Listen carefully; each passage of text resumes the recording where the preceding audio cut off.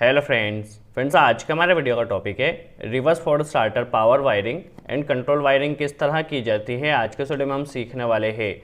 जैसा कि हम जानते हैं जहां पर भी हमें कोई 3 फेज मोटर को forward and reverse, that means जहां पर भी हमें मोटर को दोनों डायरेक्शन में रन करना होता है वहां पर हम generally reverse Ford starter connect करते हैं। तो आज के वीडियो में हम यही सीखने वाले हैं रिवर्स फोर्ड स्टार्टर की पावर वायरिंग किस तरह की जाएगी एंड कंट्रोल वायरिंग किस तरह की जाएगी।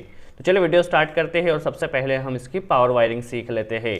तो पावर वायरिंग के लिए जो कंपोनेंट यूज़ होने वाले हैं इसमें हमें बेसिकली 2 कॉन्टेक्टर कनेक्ट करना होगा, एक होगा फॉरवर्ड कॉन्टेक्टर और एक होगा रिवर्स कॉन्टेक्टर। और इसके लिए हमें एक ओवरलोड रिले लगाना होगा। ओवरलोड रिले हम जनरली किसी भी एक कॉन्टेक्टर में कनेक्ट कर सकते हैं जहां से आपके मोटर टर्मिनल में वायर जा रहे हैं वहां से। इसके अलावा 3 पोल की एक एमसीबी यूज़ होने वाली है। चलिए इसकी पावर वायरिंग किस तरह की जाएगी समझ लेते हैं। सबसे पहले हमारे पास जो 3 फेज आ रहे हैं RYB, यह जाएगी हमारी जो पावर एमसीबी है 3 पोल की, यहाँ पे हमें RYB देना होगी। अब हमें क्या करना होगा, जो एमसीबी का जो आउटपुट होगा यही फेज सीक्वेंस में RYB फेज सीक्वेंस में हमारे जो फॉरवर्ड कॉन्टेक्टर है यहाँ पर जाएगा। देखिए सबसे पहले हमारा R फेज आया, अब Y फेज आएगा और यहाँ से B फेज। दैट मीन्स इसी फेज सीक्वेंस में हमने कोई भी फेज सीक्वेंस चेंज नहीं किया है। जो हमारा एमसीबी से आया है वही हमने RYB यहाँ पर कनेक्ट किया है। अब जैसे कि हम जानते हैं किसी भी मोटर को रिवर्स एंड फॉरवर्ड रन करने के लिए उसमें हमें क्या करना होता है, फेज सीक्वेंस चेंज करना होता है। जब फेज सीक्वेंस चेंज होता है तो मोटर की डायरेक्शन चेंज होती है। तो जैसा कि हमने देखा जब हमारी मोटर फॉरवर्ड में रन करेगी तो उससे फेज सीक्वेंस क्या मिलेगा, RYB मिलेगा। बट यदि हम चाहते हैं मोटर को रिवर्स में रन करना तो यहाँ पर हमें फेज सीक्वेंस चेंज करना होगा। तो हम रिवर्स कॉन्टेक्टर में फेज सीक्वेंस आप इनपुट से भी चेंज कर सकते हैं और आउटपुट से भी कर सकते हैं, बट यहाँ पर हम इनपुट से कर रहे हैं। देखिए फेज सीक्वेंस किस तरह कर रहे हैं आप समझ लीजिए। सबसे पहले जो हमारा R फेज आया था उसे हमने कॉन्टेक्टर के फर्स्ट पोल में दिया है। जो Y फेज आया है उसे हम कॉन्टेक्टर के थर्ड पोल में देगी। यहाँ पे सेकंड पोल में था, यहाँ पर हमने थर्ड पोल में कनेक्ट किया है। तो यहाँ पर इसका फेज सीक्वेंस चेंज हो गया है। अब जो B फेज था जो यहाँ पे थर्ड पोल में था यहाँ पर सेकंड पोल में आएगा। तो देखिए आप जो B फेज और Y फेज का जो फेज सीक्वेंस था वह चेंज हो चुका है इनपुट से। चलिए अब इसके आउटपुट की वायरिंग किस तरह की जाएगी हम समझ लेते हैं। बेसिकली हमारे आउटपुट से जो R फेज आएगा, R फेज का वायर हम जो रिवर्स कॉन्टेक्टर है उसमें R फेज में कनेक्ट करेंगे। जो Y फेज का वायर आएगा उसे Y पोल में कनेक्ट करेंगे। जो B फेज का वायर आएगा उसे हम B पोल में कनेक्ट करेंगे। तो देखिए हमारे RYB हमने इसे फेज सीक्वेंस में चेंज किए हैं। अब हमें यहाँ पे क्या लगाना होगा, एक ओवरलोड रिले लगाना होगा जो कि काफ़ी इंपॉर्टेंट होता है। कई पर्सन्स क्या करते हैं, चलिए पहले हम ओवरलोड रिले कनेक्ट कर लेते हैं। तो हमें ओवरलोड रिले यहाँ पर लगाना है तो हम यहाँ पर ओवरलोड रिले अभी फिट कर लेते हैं। तो चलिए हमने ओवरलोड रिले लगा लिया है। कई पर्सन क्या करते हैं, जो RYB की सप्लाई होती है उसे डायरेक्ट ओवरलोड रिले में जोड़ देते हैं। ऐसा नहीं करना है। यदि आप ऐसा करते हैं तो आपकी जो मोटर होगी ओनली फॉरवर्ड में ट्रिप होगी, रिवर्स में ट्रिप नहीं होगी। इसलिए आपको क्या करना है कि आपके जो RYB की जो वायर है उसे आपको कॉन्टेक्टर के पोल में कनेक्ट करना है, ना कि ओवरलोड के पोल में। यदि आप ओवरलोड रिले के पोल में कनेक्ट करते तो आपकी मोटर रिवर्स में ट्रिप नहीं होगी। चलिए हमने RYB का कनेक्शन जो था उसे अंदर ही हमने कर दिया था कॉन्टेक्टर के पोल में। अब ओवरलोड रिले से यहाँ से जो सप्लाई निकलेगी उसकी जो R फेज होगा वो हमारे मोटर टर्मिनल में जाएगा, जो Y फेज होगा वो भी मोटर टर्मिनल में जाएगा और यहाँ से हम B फेज कनेक्ट कर देंगे। तो ये हमारी पावर वायरिंग हो चुकी है। अब चूंकि हमने देखा कि यदि हमारी मोटर फॉरवर्ड में ट्रिप होती है तो ये कॉन्टेक्टर से सप्लाई यहाँ पे आएगी, यदि रिवर्स में ट्रिप होती है तो रिवर्स की सप्लाई पहले यहाँ पे आएगी फिर ओवरलोड रिले में जाएगी। तो हमारी मोटर यहाँ से दोनों ही कंडीशन में ट्रिप होगी, चाहे फॉरवर्ड हो चाहे रिवर्स हो। सो आई होप आपको इसकी पावर वायरिंग समझ में आई हो। चलिए अब हम इसकी कंट्रोल वायरिंग समझ लेते हैं। तो कंट्रोल वायरिंग के लिए यहाँ पे हमें कंट्रोल 2 पोल की एमसीबी कनेक्ट करना होगी और यहाँ पे हमें 3 पुश बटन कनेक्ट करना होगा। पहला जो स्टॉप पुश बटन होगा उससे हम हमारे स्टार्टर को स्टॉप कर सकते हैं। ये स्टार्ट फॉरवर्ड पुश बटन है और यह है रिवर्स स्टार्ट पुश बटन है। दैट मीन्स इससे हमारी मोटर फॉरवर्ड में रन करेगी और इससे हमारी मोटर जो है वो रिवर्स में रन करेगी। चलिए हमारे पास 2 कॉन्टेक्टर है, एक फॉरवर्ड के लिए कॉन्टेक्टर है और एक रिवर्स के लिए कॉन्टेक्टर है। चलिए हम इसकी वायरिंग स्टार्ट करते हैं। सबसे पहले जो हमारा फेज होगा और न्यूट्रल होगा उसे हम कंट्रोल एमसीबी में अभी कनेक्ट कर देते हैं। चलिए फेज हमने कनेक्ट किया है और न्यूट्रल हमने अभी हमारी कंट्रोल एमसीबी में कनेक्ट किया है।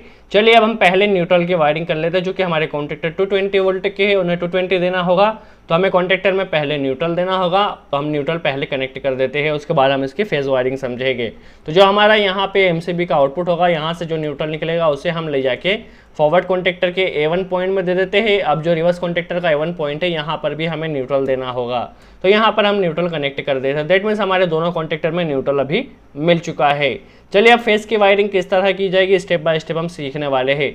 यहाँ पर आप वीडियो को थोड़ा ध्यान से वॉच कीजिए। चलिए जो फेस होगा, फेस सबसे पहले निकल के जाएगा हमारा ओवरलोड रिले के एनसी पॉइंट में, और एनसी पॉइंट से निकलने के बाद सबसे पहले हम जो ओवरलोड रिले में एनसी में इसलिए सप्लाई देते हैं ताकि जब भी हमारी मोटर ज़्यादा करंट ले तो यहाँ पे ट्रिप हो जाए और हमारा स्टार्टर ट्रिप होने की कंडीशन में हमारी मोटर सेफ रहेगी।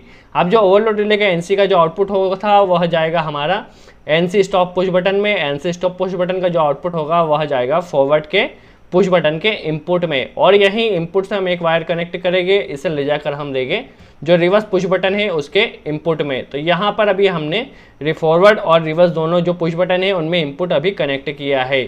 जस्ट कुछ नहीं किया, ओवरलोड रिले से घुमाया, एनसी से घुमाया और फॉरवर्ड एंड रिवर्स दोनों ही पुश बटन में हमने इनपुट में अभी सप्लाई दे दी है। अब जैसे ही हम इस फॉरवर्ड पुश बटन को प्रेस करते हैं तो हमारा फॉरवर्ड कॉन्टेक्टर ने ऑपरेट होना चाहिए नॉर्मल कंडीशन में। तो हम चलिए फॉरवर्ड पुश बटन को जैसे ही प्रेस करेंगे तो हमारे फॉरवर्ड कॉन्टेक्टर ने ऑपरेट होना चाहिए, बट इसमें हम इंटरलॉकिंग भी करेंगे क्योंकि एट अ टाइम पे या तो फॉरवर्ड ऑपरेट रहेगा या रिवर्स ऑपरेट रहेगा।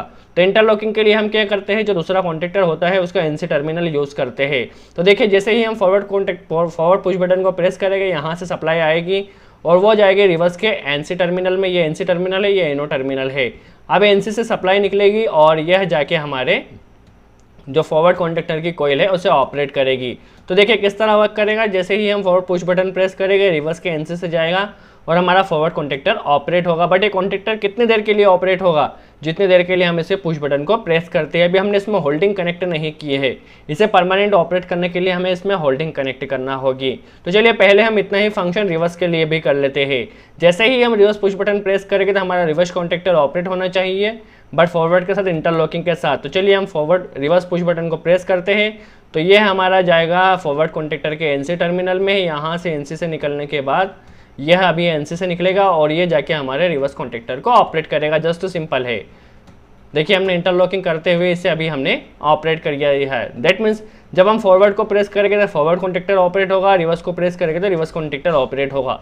इसमें हमने इंटरलॉकिंग की है। अब इसे परमानेंट ऑपरेट करना है, ये काफ़ी इंपॉर्टेंट है। तो ऑपरेट करने के लिए हम क्या करते हैं, नॉर्मल होल्डिंग सप्लाई कनेक्ट करते हैं। तो होल्डिंग हम या तो एनसी का आउटपुट से भी ले सकते हैं या एनो के इनपुट से ले लेते हैं। बट होल्डिंग के लिए हम क्या करते हैं, नॉर्मल सबसे पहले जो कॉइल की सप्लाई होती है यहाँ से एक वायर कनेक्ट करते हैं और इससे ले जाकर हम जो फॉरवर्ड कॉन्टेक्टर का जो एनो पॉइंट होता है एनो में सप्लाई देते हैं। जस्ट सिंपल है। इसी तरह हम रिवर्स में भी अभी कर लेते हैं। रिवर्स की कॉइल से एक वायर लेते हैं और इसे ले जाकर हम जो इसका एनो टर्मिनल है एनो टर्मिनल में कनेक्ट कर देते हैं। अब हम होल्डिंग के लिए सप्लाई यहाँ से लेंगे, दैट मीन्स जो एनसी का आउटपुट है एनसी का आउटपुट से होल्डिंग के लिए एक सप्लाई लेंगे और इसे ले जाके हम फॉरवर्ड कॉन्टेक्टर का जो एनो टर्मिनल है यहाँ पर कनेक्ट कर देंगे। देखिए वर्किंग क्या होगी, जैसे ही फॉरवर्ड पुश बटन प्रेस करेंगे हमारा कॉन्टेक्टर ऑपरेट होगा, कॉइल की सप्लाई इस एनो में आएगी और यहाँ पे कंटिन्यू सप्लाई आ रही है।